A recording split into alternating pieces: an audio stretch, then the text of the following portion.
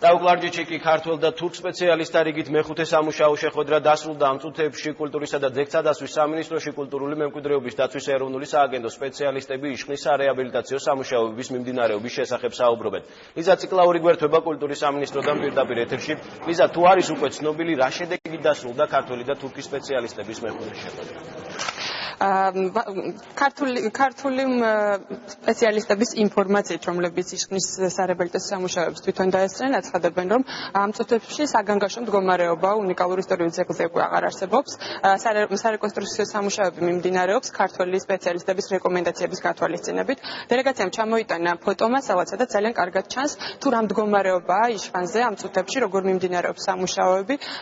კულტურული მემკვიდრეობის დაცვის ეროვნული სააგენტოს დირექტორი იმყოფებოდა უშუალოდ წამყვან სპეციალისტებთან ერთად დაუკვარჯეთში, მან დაათვალიერა და მოინახულა იქ მიმდინარე სამუშაოები.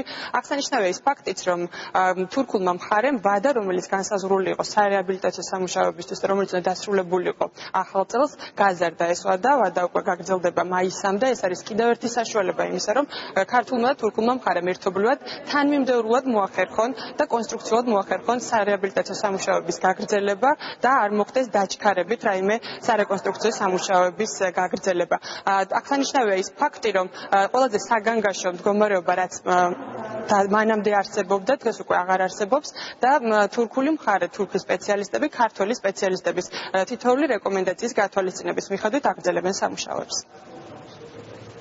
რაც უფრო ხშირია ეს შეხვედრები, უფრო მეტია ურთიერთგაგება ქართველსა და თურქ სპეციალისტებს შორის. იშხანის რესტავრაცია მიმდინარეობს უფრო სწორად, თანმიმდევრულად და ამაში რა თქმა უნდა დიდი დამსახურებაა იმ სპეციალისტებით, რომლებიც სწორედ რომ ტექნიკურ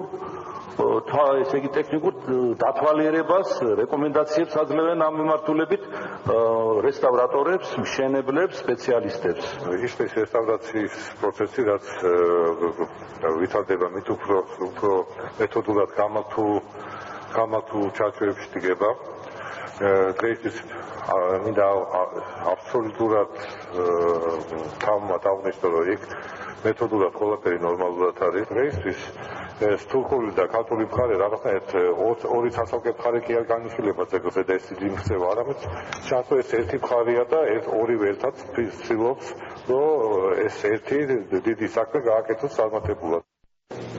ქართულ-თურქული მხარის რიგით მეხუთე შეხვედრის შეჯამების გარდა დღევანდელ პრესკონფერენციაზე კულტურის მინისტრმა გურამ ოდიშარიამ სამომავლო გეგმებზეც ისაუბრა. მისი თქმით, ის 27-29 ოქტომბერს გაემგზავრება სტამბულში, სადაც დაესწრება სპეციალურ კონფერენციას. ის შეხვდება თავის თურქ კოლეგას და აუცილებლად ამ შეხვედრაზე მთავარი თემა დაეთმობა დაუკლარჯეთის ქართულ კულტურულ უნიკალურ ძეგლების საკითხს.